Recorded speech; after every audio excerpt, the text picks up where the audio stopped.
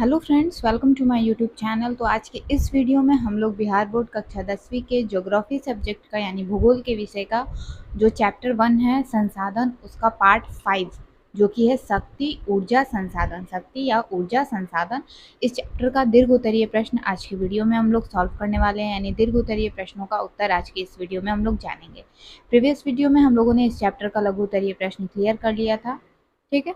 तो I hope आप लोगों ने उस वीडियो को देखा होगा और अच्छे से आप लोगों को सारे प्रश्नों का उत्तर समझ में आ गया होगा। उसका लिंक नीचे डिस्क्रिप्शन बॉक्स में दिया हुआ है, अगर आप लोगों ने नहीं देखा है तो उसका जा करके अभी देख सकते हैं, ठीक है। इस वीडियो के बाद उसको देख लीजिएगा, ठीक है। तो आज का वीडियो शुरू करते हैं और हमेशा की तरह आप सभी से एक छोटी सी रिक्वेस्ट है कि अगर आप हमारे यूट्यूब चैनल पर पहली बार विजिट करें तो चैनल को सब्सक्राइब करके बेल नोटिफिकेशन पर क्लिक कर दीजिए, ताकि आपको आने वाले हर वीडियो की नोटिफिकेशन समय समय पर मिलती रहे। तो चलिए आज का वीडियो शुरू करते हैं। और फ्रेंड्स, दीर्घ उत्तरीय प्रश्न में सबसे पहला प्रश्न है आपका, शक्ति संसाधन का वर्गीकरण विभिन्न आधारों के अनुसार उदाहरण के साथ स्पष्ट कीजिए। यानी कि सोदाहरण का मतलब होता है कि उदाहरण के साथ आपको स्पष्ट करना है। तो आइए प्रश्न संख्या 1 का उत्तर देखते हैं। तो फ्रेंड्स, पहले प्रश्न का उत्तर यहाँ पे आप देख सकते हैं। इसका उत्तर हम लोग कुछ इस तरह से लिखेंगे कि शक्ति संसाधन के वर्गीकरण के विविध आधार निम्नलिखित हैं, ठीक है। यहाँ पे आपसे ये कहा है कि आधार यानी कि किस बेस पे हम लोग शक्ति संसाधन का वर्गीकरण कर सकते हैं। तो पहला जो है वो है उपयोग स्तर के आधार पर शक्ति संसाधन जो है वो दो प्रकार के होते हैं। पहला होता है सतत शक्ति, और इसमें आपसे उदाहरण भी पूछा है। तो सतत शक्ति का उदाहरण हो जाएगा सौर किरण, ठीक है, भूमिगत उष्मा, पवन, प्रवाहित जल, ठीक है। ये सतत शक्ति के उदाहरण है। दूसरा होता है उपयोग स्तर के आधार पर शक्ति संसाधन जो है वो दो प्रकार के। तो इसमें दूसरा होता है समापनीय शक्ति। तो समापनीय शक्ति का मतलब ये है कि कोयला, पेट्रोलियम, प्राकृतिक गैस और विखंडनीय तत्व आदि ये सब एक ना एक दिन समाप्त होने वाले हैं। दूसरा जिस आधार पे हम लोग शक्ति संसाधन को वर्गीकृत करते हैं तो वो दूसरा है उपयोगिता के आधार पर शक्ति संसाधन दो भागों में विभक्त किया जाता है। पहला होता है प्राथमिक ऊर्जा और दूसरा होता है गौण ऊर्जा। प्राथमिक ऊर्जा में कोयला, पेट्रोलियम, प्राकृतिक गैस तथा रेडियोधर्मी खनिज आदि आता है। और दूसरा जो होता है उपयोगिता के आधार पर शक्ति संसाधन का प्रकार, वो होता है गौण ऊर्जा, जिसमें आपका विद्युत उदाहरण होता है, ठीक है। गौण ऊर्जा का उदाहरण यहाँ पे जो है वो विद्युत है। तीसरा जो बेस्ड है वो है स्रोत की जो स्थिति है उसके आधार पर शक्ति को दो भागों में बांटा गया है। पहला है दहनशील शक्ति संसाधन, जो कि आपके बुक में क्षयशील संसाधन दिया है, क्षयशील शक्ति संसाधन, ठीक है। तो दहनशील शक्ति संसाधन आपसे यहाँ पे पूछा है। तो दहनशील शक्ति संसाधन में उदाहरण हो जाएगा कोयला, पेट्रोलियम, प्राकृतिक गैस और आणविक खनिज। ये कोयला, पेट्रोलियम जो है ना, ये हर जगह आपको मिलेगा। आपने अभी तक में देख ही लिया होगा, प्राथमिक ऊर्जा में था, सिर्फ गौण ऊर्जा में नहीं था, दहनशील शक्ति संसाधन में था। फिर सबसे ऊपर जो हमने देखा, यहाँ पे भी आपका कोयला, पेट्रोलियम है।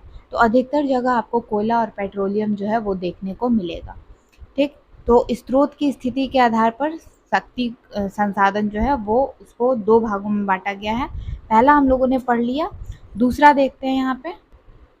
तो फ्रेंड्स, दूसरा है अदहनशील शक्ति संसाधन, जिसका उदाहरण है प्रवाहित जल, यानी कि जो बहता हुआ जल होता है वो, पवन यानी कि वायु, ठीक है, लहरें, सौर शक्ति, ये अदहनशील शक्ति का संसाधन का उदाहरण है, ठीक है।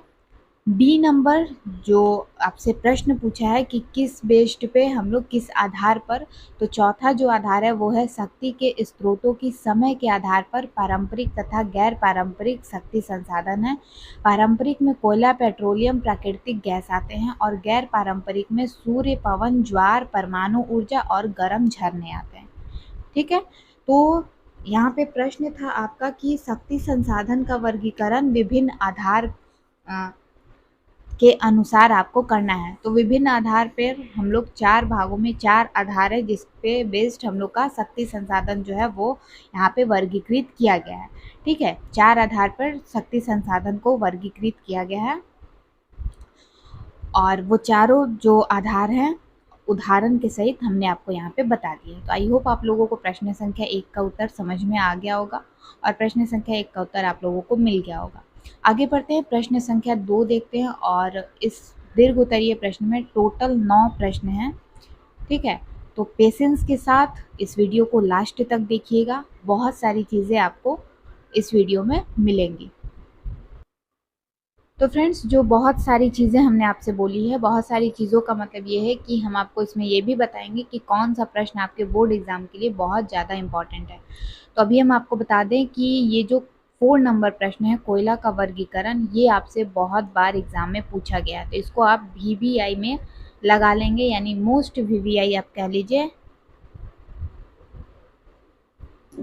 ठीक है, ये भी आपका प्रश्न आया है। और जो प्रश्न आपके बोर्ड एग्जाम में आने वाले होंगे वो हम आपको आने वाली वीडियो में भी बताएंगे, और आज की वीडियो में जो भी इम्पोर्टेंट पॉइंट होगा वो भी हम आपको बता देंगे। तो वीडियो को लास्ट तक जरूर देखिएगा। आगे बढ़ते हैं, प्रश्न संख्या 2 देखते हैं कि भारत में पारंपरिक शक्ति के विभिन्न स्रोत का यहाँ पे विवरण प्रस्तुत करना है। तो आइए इस प्रश्न का उत्तर जानते हैं। तो फ्रेंड्स, इसका उत्तर आप लिखेंगे कि पारंपरिक ऊर्जा स्रोत जो है वो होता है कोयला, पेट्रोलियम, प्राकृतिक गैस जैसे खनिज ईंधन जो जीवाश्म ईंधन के नाम से भी जाने जाते हैं, ये पारंपरिक शक्ति संसाधन है और ये समाप्य संसाधन है।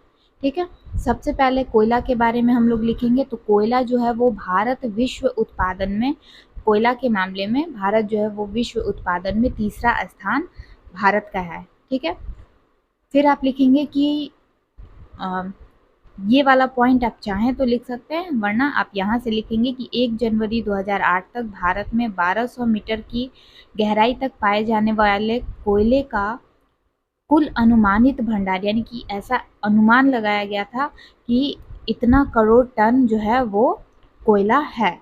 ठीक है, 1200 मीटर की गहराई तक। 2007-8 में कोयले का कुल उत्पादन 456.373 मिलियन टन था। तो ये पॉइंट आपको नहीं लिखना है, आपको बस यहीं तक लिखना है, 1 जनवरी से लेके आंका गया है। ओके, सबसे पहले क्या लिखेंगे, यहाँ से यहाँ तक।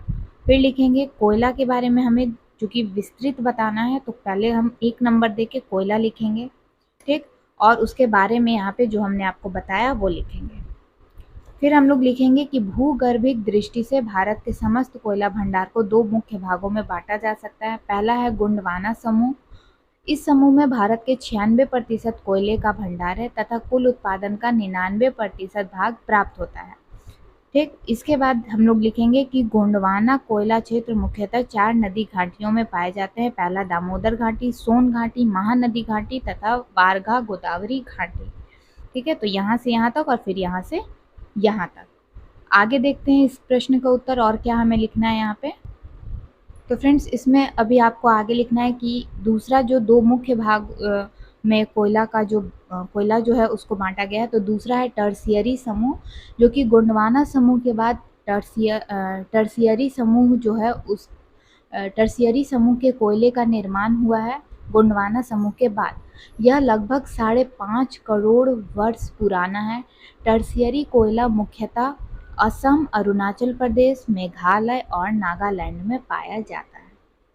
ठीक है, अब इसके बाद हमें क्या लिखना है, तो यहाँ पे हमारा पारंपरिक शक्ति का पहला स्रोत जो है कोयला। ठीक है, तो पारंपरिक शक्ति के विभिन्न स्रोत का विवरण हमें देना है। तो पहला कोयला हो गया। अब इसके आगे हम लोग जो हमारा पारंपरिक शक्ति का अगला स्रोत है वो है पेट्रोलियम और उसके बाद है प्राकृतिक गैस। तो अब हम लोग पेट्रोलियम के बारे में देखेंगे कि हमें क्या लिखना है।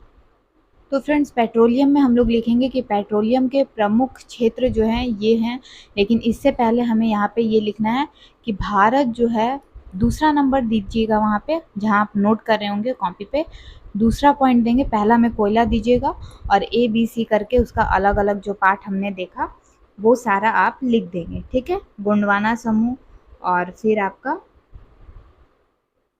जो गोंडवाना कोयला क्षेत्र 4 नदियों में पाए जाते हैं वो आप वहाँ पे लिखेंगे। फिर टर्शियरी समूह जो है वो लिख देंगे।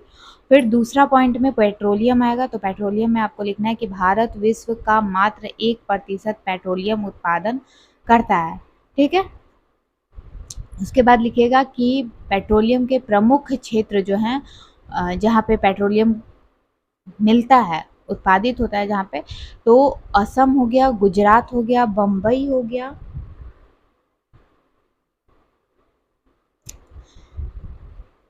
जहाँ पे 1% पेट्रोलियम उत्पादन होता है वो आपका ये सारे राज्य हैं, जैसे कि क्या क्या है, असम, गुजरात, बम्बई, गोदावरी, बम्बई या मुंबई, ठीक है, कृष्णा घाटी, बाड़मेर, और फिर बाड़मेर बेसिन जो है ये, इत्यादि करके आगे लिख देंगे। तो ये दूसरा हो गया हमारा पारंपरिक अ, शक्ति जो है उसका स्रोत। तीसरा है हमारा प्राकृतिक गैस। तो आइए प्राकृतिक गैस जो है उसको देखते हैं। तो प्राकृतिक गैस में हम लोग यहाँ पे लिखेंगे, भारत में एक अनुमान के अनुसार प्राकृतिक गैस की संचित राशि 700 अरब घन मीटर है, जो 2004 से 5 में बढ़कर 3082 करोड़ घन मीटर हो गया। प्रायः पेट्रोलियम उत्पादक क्षेत्र से ही प्राकृतिक गैस भी मिलते हैं, यानी कि जो असम, डिगबोई ये सब जो एरिया थे वहीं से प्राकृतिक गैस भी मिल जाता है। ठीक है, तो ये थे पारंपरिक शक्ति के विभिन्न स्रोत, जिसका विवरण हम लोगों ने यहाँ पे दिया है। अब आगे बढ़ते हैं, प्रश्न संख्या 3 देखते हैं। तीसरा प्रश्न है, गोंडवाना काल के कोयले का भारत में वितरण पर प्रकाश डालिए। यानी गोंडवाना काल के जो कोयले हैं उनका भारत में कहाँ कहाँ वितरण है, ये आपसे पूछा है। भारत में जो वितरण है वो उस पर आपको यहाँ पे बताना है लिख करके। आइए इस प्रश्न का उत्तर जानते हैं।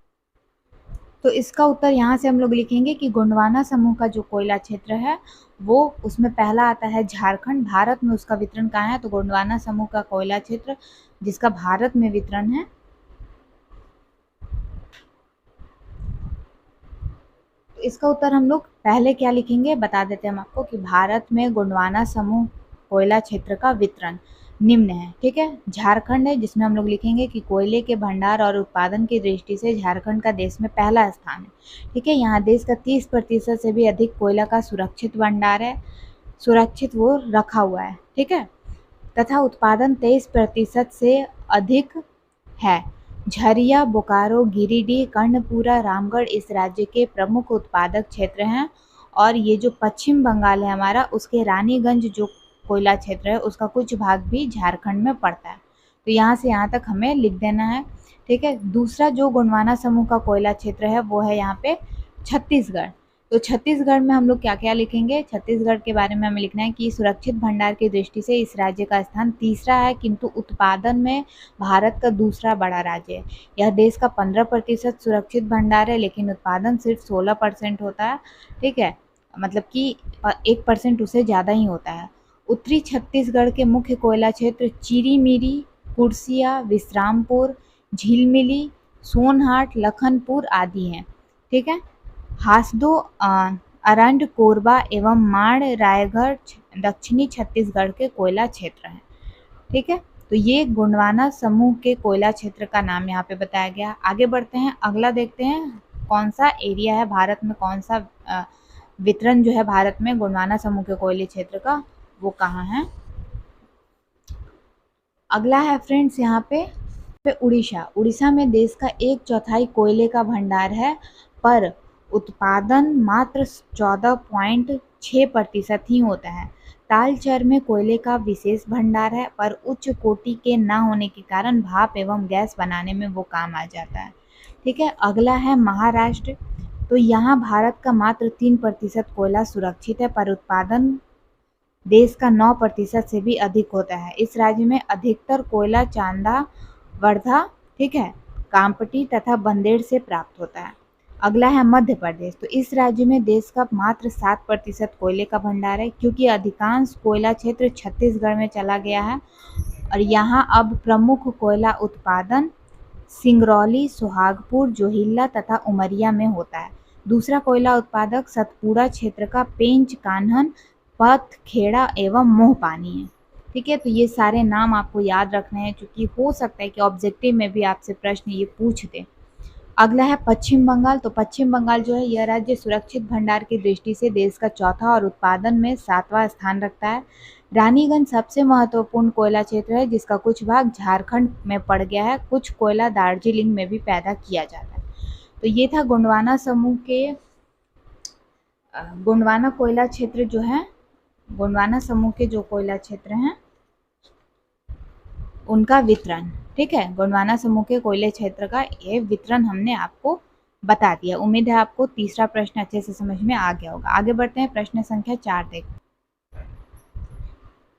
चौथा नंबर प्रश्न है फ्रेंड्स, कोयले का वर्गीकरण, उनकी विशेषताओं को स्पष्ट कीजिए। कोयले का हमें वर्गीकरण करना है और फिर उनकी क्या विशेषता है इसको बताना है। तो आइए इस प्रश्न का उत्तर जानते हैं। तो इस प्रश्न का उत्तर हो जाएगा कि कोयले के प्रकार जो है यानी कि उसका वर्गीकरण इस प्रकार है। पहला है लिग्नाइट। लिग्नाइट जो होता है वो निम्न कोटि का कोयला माना जाता है, यानी कि नीचे के लेवल का, जिसमें कार्बन की मात्रा 30 से 70% होता है और यह कम ऊष्मा तथा अधिक धुआं देता है। इसका भंडार नेवेली जो कि तमिलनाडु में पाया जाता है। ठीक है, दूसरा कोयला का जो प्रकार है वो है बिटुमिनस।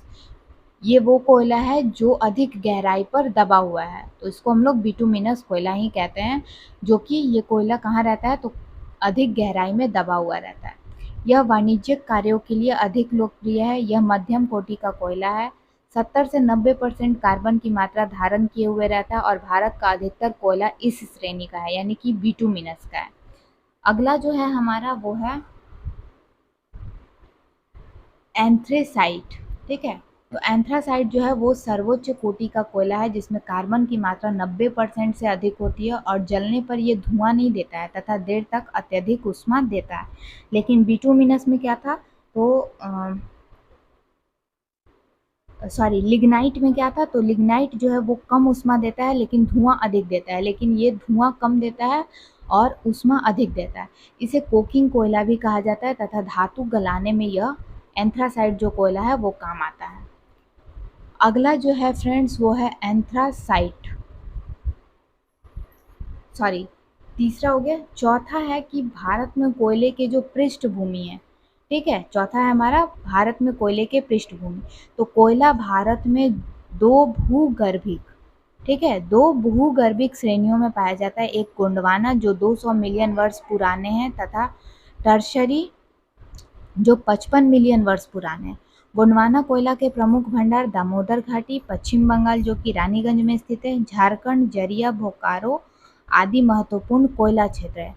गोदावरी महानदी, सोन और वर्धा घाटी में भी यह पाया जाता है। अगला है टर्सरी कोयला। ठीक है, तो टर्सरी कोयला हमने अभी अभी देखा है पिछले प्रश्न में। तो यह मेघालय, असम, अरुणाचल प्रदेश और नागालैंड में पाया जाता है। कोयला भारी पदार्थ है, ठीक है, लेकिन जलने में वजन कम हो जाता है और राख में बदल जाता है, इसलिए भारी उद्योग में ताप विद्युत बनाने में इसका प्रयोग होता है। ठीक है, तो ये हो गया हमारा प्रश्न संख्या 4 का उत्तर। आई होप आप लोगों को अच्छे से समझ में आ गया होगा। तो फ्रेंड्स यहाँ पे हो गया हमारा प्रश्न संख्या 4 का उत्तर जो है। आई होप आप लोगों को अच्छे से समझ में आ गया होगा। कहीं कोई डाउट हो अभी तक के प्रश्न जो है हम लोगों ने जितने सॉल्व किए हैं, अगर इसमें आप लोगों को अभी तक में कुछ भी पूछना हो तो नीचे कमेंट बॉक्स में कमेंट करके आप लोग पूछ सकते हैं। ठीक है, 5वां नंबर जो प्रश्न है वो कह रहा है कि भारत में खनिज तेल के वितरण का वर्णन कीजिए, यानी कि जो खनिज तेल है उसका वितरण भारत में कहाँ कहाँ है ये बताना है। तो आइए इस प्रश्न का उत्तर जानते हैं। तो फ्रेंड्स ये है हमारे भारत में तेल क्षेत्रों का वितरण, जो कि भारत में मुख्यतः 5 तेल उत्पादक क्षेत्र हैं। उत्तर पूर्वी प्रदेश, जिसमें आपको ये लिखना है कि यह देश का सबसे पुराना तेल उत्पादक क्षेत्र है, जहाँ 1866 ईस्वी में तेल के लिए खुदाई शुरू की गई थी। लगभग एक शताब्दी तक यह भारत का एकमात्र तेल उत्पादक क्षेत्र था। ऊपरी असम घाटी, अरुणाचल प्रदेश, नागालैंड आदि के विशाल तेल क्षेत्र इसके अंतर्गत आते हैं और इस क्षेत्र के महत्वपूर्ण उत्पादक डिगबोई, नहरकटिया, मोरान, रुद्रसागर आदि हैं।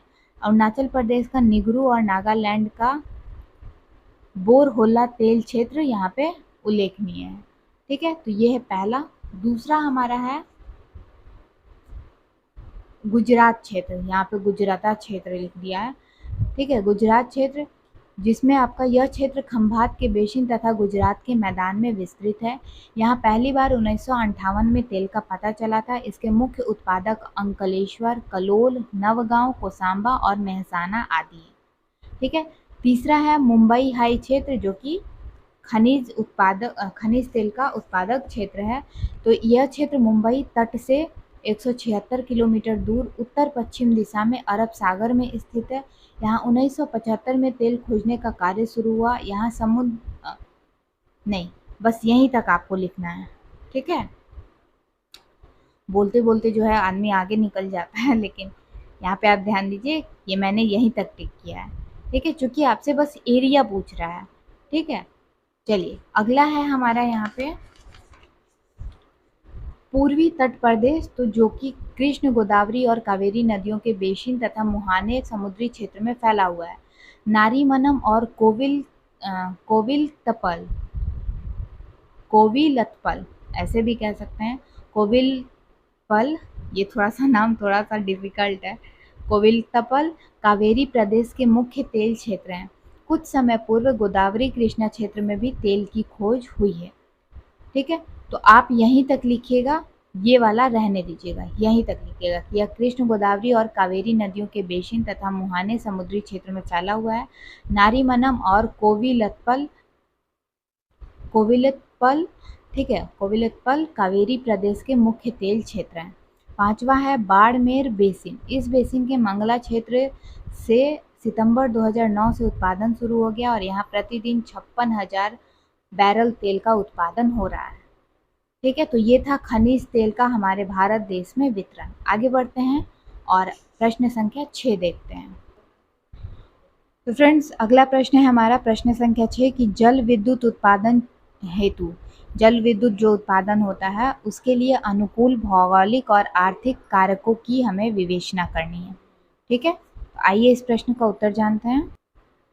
तो फ्रेंड्स प्रश्न संख्या 6 का उत्तर हम लोग यहाँ से लिखेंगे, जिसमें हम लोग लिखेंगे कि जल एक अक्षयशील और नवीकरणीय संसाधन है जिससे उत्पन्न शक्ति प्रदूषण मुक्त होती है, ठीक है। जल विद्युत उत्पादन के लिए सदावाहिनी नदी में प्रचुर जल की राशि, नदी मार्ग में ढाल, जल का तीव्र वेग, प्राकृतिक जल प्रपात का होना, अनुकूल भौतिक दशाएं जो पर्वतीय एवं हिमानीकृत क्षेत्रों में पाया जाता है, यानी कि बर्फ से घिरा हुआ जो क्षेत्र होता है, एरिया होता है, उसमें पाया जाता है, ठीक है। इसके बाद हम लोग लिखेंगे इसके उत्पादन की जो आर्थिक दशाएं, क्योंकि आपसे भौतिक और आर्थिक दोनों पूछा है प्रश्न में, ठीक है।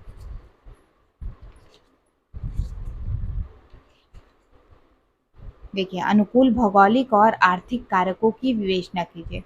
तो भौगोलिक जो हमारा अनुकूल भौतिक दशाएं हैं वो हमने देख लिया।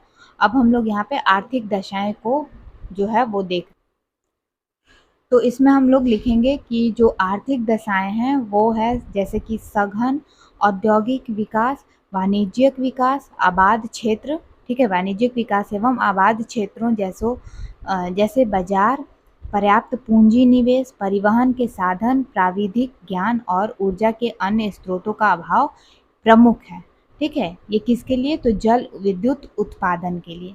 तो प्रश्न क्या था आपका कि जल विद्युत उत्पादन हेतु अनुकूल भौगोलिक और आर्थिक कारकों की विवेचना कीजिए, जो कि हम लोगों ने यहाँ पे कर दिया है।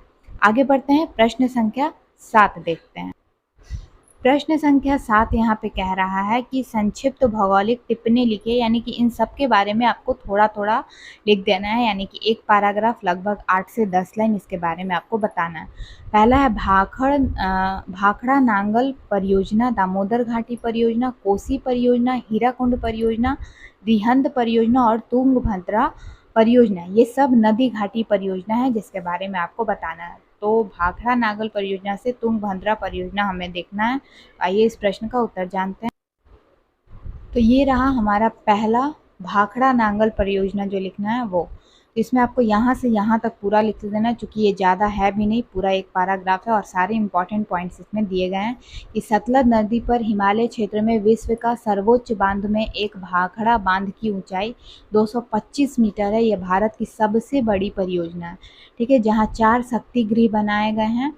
एक भाखड़ा में 2 गंगुआल में और एक कोटला में स्थापित होकर 7 लाख किलोवाट विद्युत उत्पादन कर पंजाब, हरियाणा, दिल्ली, उत्तराखंड, उत्तर प्रदेश, हिमाचल प्रदेश, राजस्थान तथा जम्मू व कश्मीर राज्यों के कृषि और उद्योगों में क्रांतिकारी परिवर्तन ला दिया है। दूसरा था दामोदर घाटी परियोजना।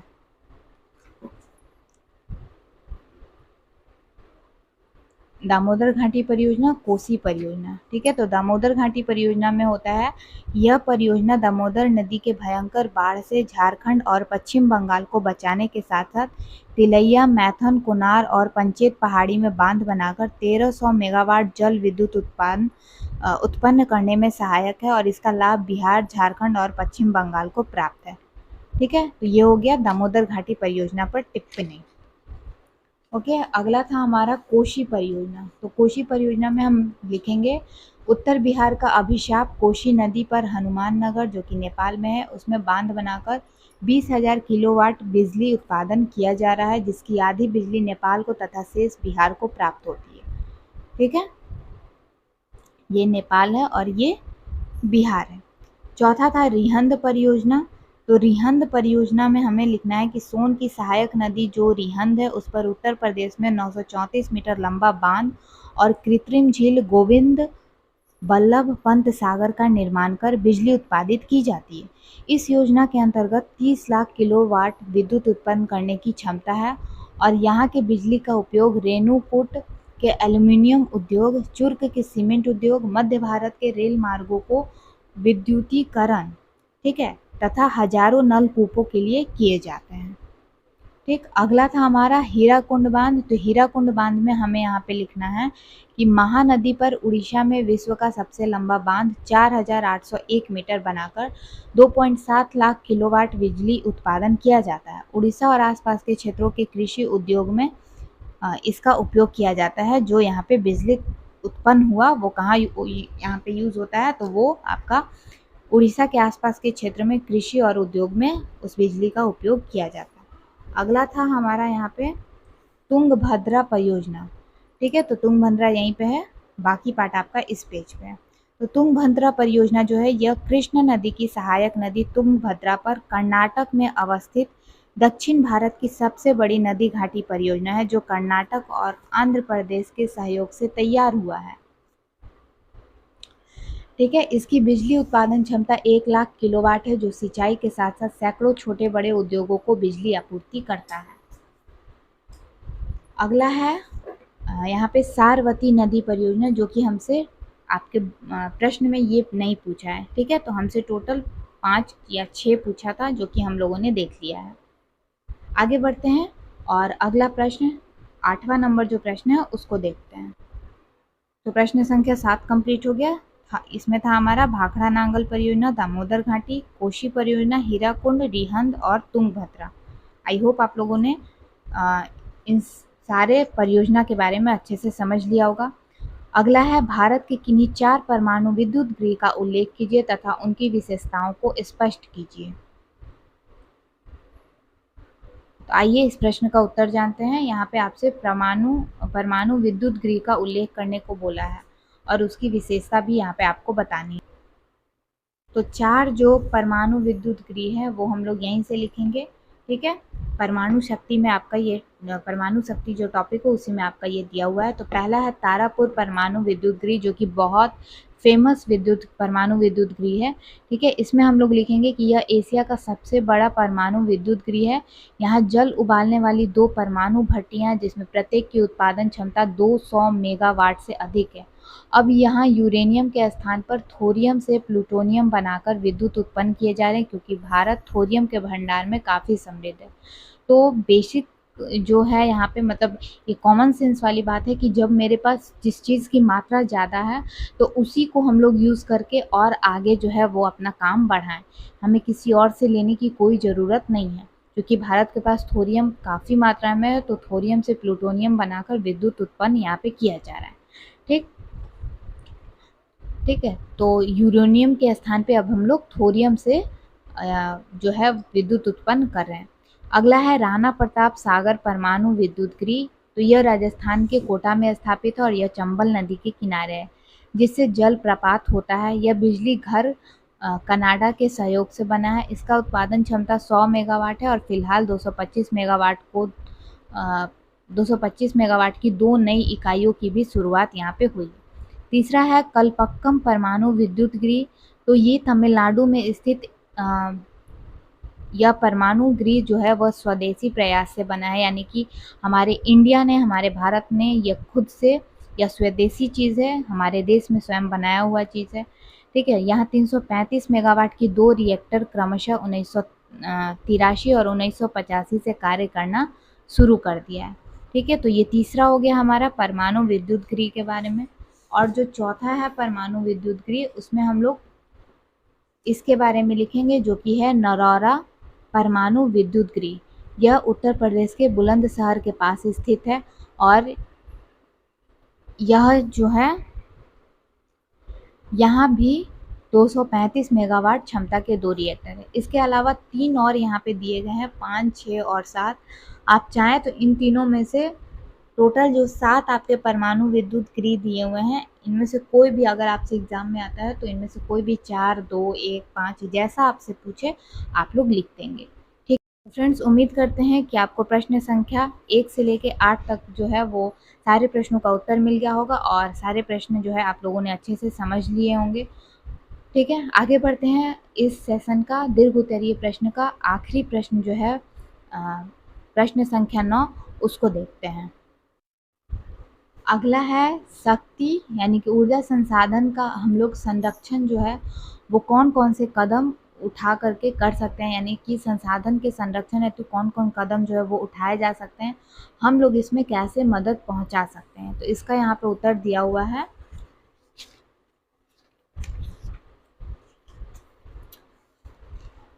शक्ति संसाधनों का संरक्षण जो है वो एक बहुत ज़रूरी टॉपिक है। ठीक है, क्योंकि ऊर्जा संकट एक विश्वव्यापी समस्या का रूप ले चुका है और इस परिस्थिति में समस्या जो है उसके समाधान की दिशा में अनेक प्रयास किए जा रहे हैं। पहला है ऊर्जा के प्रयोग में मितव्ययिता। ठीक है, मितव्ययिता इसका मतलब ये है कि ऊर्जा संकट से बचने के लिए प्रथमतः हम लोगों को सबसे पहला काम क्या करना है कि ऊर्जा के उपयोग में जो मितव्ययिता बरती जाए। ठीक है, इसके लिए तकनीकी विकास आवश्यक है और ऐसे मोटर गाड़ियों का निर्माण हो जो कम तेल में ज़्यादा चलते हैं। अनावश्यक बिजली का उपयोग रोक करके भी हम ऊर्जा की बचत बड़े स्तर पर कर सकते हैं, क्योंकि आज के डेट में आप देखिए तो बिना मतलब का जो है हर चीज़ को वेस्ट किया जा रहा है, वो संसाधन हो, संसाधन में ये सारी चीज़ें हो, ऊर्जा हो, पानी हो, जल हो, क्योंकि चूँकि सारी चीज़ें संसाधन है जो हम अपनी आवश्यकता की जिससे हम अपनी आवश्यकता की पूर्ति करते हैं और उसमें और नहीं तो और हम अपने पर्यावरण को भी नुकसान पहुंचा रहे हैं। तो संसाधन हम उन्हें नहीं कहते हैं, जैसा कि हमने आपको बताया था कि संसाधन का उत्तर हमें लिखना हो तो हम लोग ये लिखेंगे कि मनुष्य अगर अपनी आवश्यकता की पूर्ति के लिए जो प्रकृति के द्वारा दिया हुआ जो वस्तु है उसका उपयोग हम लोग करते हैं, या अपनी आवश्यकता की पूर्ति करने में जो भी वस्तु का प्रयोग कर रहे हैं उसको अगर हम लोग उसके थ्रू पहले हम लोग अगर प्रकृति को बिना नुकसान पहुंचाए अपनी आवश्यकता की पूर्ति करते हैं तो हम उसको संसाधन कह सकते हैं। हम उसको संसाधन नहीं कहेंगे जिससे हम मतलब अपने आवश्यकता की पूर्ति करने में हम अपने प्रकृति को, पर्यावरण को नुकसान पहुंचा रहे हो। और ऐसा हमारे विश्व में हो भी रहा है, लोग पर्यावरण को नुकसान पहुंचा के अपनी आवश्यकता की पूर्ति कर रहे हैं। तो उसको हमें रोकना होगा ताकि आने वाली पीढ़ी के लिए भी कुछ बच सके, वरना पता चला हम ही लोग सारी चीज़ें खा के बैठ गए हैं और फिर हमें आने वाले टाइम में बहुत कुछ सुनने को मिलेगा। ठीक है, चलिए, तो उसी के लिए हमें ये सारी चीज़ें जो है वो प्रयास कुछ करना होगा। दूसरा पॉइंट कह रहा है संरक्षण में कि ऊर्जा के नवीन क्षेत्रों की खोज, यानी ऊर्जा के जो नए क्षेत्र हैं जहाँ पे ऊर्जा जो है वो हो तो उसका खोज करना होगा। तो ऊर्जा संकट समाधान की दिशा में परंपरागत ऊर्जा के नए क्षेत्रों का अन्वेषण किया जाए। इस दिशा में भारत में 1970 के बाद काफ़ी तेज़ी आई है तथा अनेक नए नए पेट्रोलियम तथा प्राकृतिक गैस के भंडार का पता लगाया जा चुका है। अरब सागर, कृष्णा गोदावरी क्षेत्र, राजस्थान क्षेत्र आदि में पेट्रोलियम और प्राकृतिक गैस के स्रोत प्राप्त हुए हैं। इसके लिए सुदूर संवेदी सूचना प्रणाली का भी उपयोग हो रहा है। अगला है ऊर्जा के नवीन वैकल्पिक साधनों का उपयोग। तो फ्रेंड्स, इस टॉपिक को लिखने के बाद एक चीज़ हम आपको अभी बताने वाले हैं, तो अभी आप ध्यान से इस चीज़ को पढ़िएगा। पहले, वैकल्पिक ऊर्जा में पारंपरिक एवं गैर पारंपरिक दोनों ऊर्जा ही सम्मिलित हैं। इनमें से कुछ तो सतत नवीकरणीय हैं तो कुछ समापनीय हैं। आज वैकल्पिक ऊर्जा में जल विद्युत, पवन ऊर्जा, ज्वारीय ऊर्जा, जैव ऊर्जा, भूतापीय ऊर्जा, सौर ऊर्जा आदि का विकास कर उपभोग करना शक्ति के संसाधनों का संरक्षण करने की दिशा में महत्वपूर्ण कदम होगा। जीवाश्म ऊर्जा के अत्यधिक उपयोग से प्रदूषण, स्वास्थ्य एवं जलवायु परिवर्तन की आशंका प्रबल हो गई है। अतः इसके स्थान पर वैकल्पिक ऊर्जा स्रोतों का उपयोग जो है वो अपरिहार्य हो गया। अब ये जो चौथा पॉइंट दिया है, अंतरराष्ट्रीय सहयोग से भी जो है हम लोग शक्ति संसाधनों का संरक्षण कर सकते हैं। तो ये पॉइंट अगर आप चाहें तो लिखें, नहीं चाहें तो नहीं लिखें, बट ये 3 पॉइंट जो हम लोगों ने देखा, ये तीनों पॉइंट बहुत इंपॉर्टेंट है। इन तीनों पॉइंट को आप जरूर से लिखें, ठीक है। तो आई होप आप लोगों को प्रश्न संख्या 9 जो है वो अच्छे से समझ में आ गया होगा। और प्रश्न संख्या 9 के साथ ही हमारा आज का वीडियो यहीं पे समाप्त होता है, क्योंकि हम लोगों ने दीर्घ उत्तरीय प्रश्न जो है उसके सारे प्रश्नों का उत्तर आज की इस वीडियो में जान लिया है। तो उम्मीद है आपको आज का वीडियो पसंद आया होगा, और कहीं किसी को कुछ भी डाउट हो तो नीचे कमेंट बॉक्स में कमेंट करके पूछ सकते हैं। और आज का वीडियो पसंद आया तो वीडियो को लाइक, शेयर, चैनल को सब्सक्राइब करना बिल्कुल मत भूलिएगा। नेक्स्ट क्लास में हम लोग कृषि जो चैप्टर है हमारा भूगोल का, इस चैप्टर का लघु उत्तरीय प्रश्न जो है वो देखेंगे, ठीक है। तो मिलती हूँ नेक्स्ट वीडियो में, तब तक के लिए take care, bye bye and thanks for watching.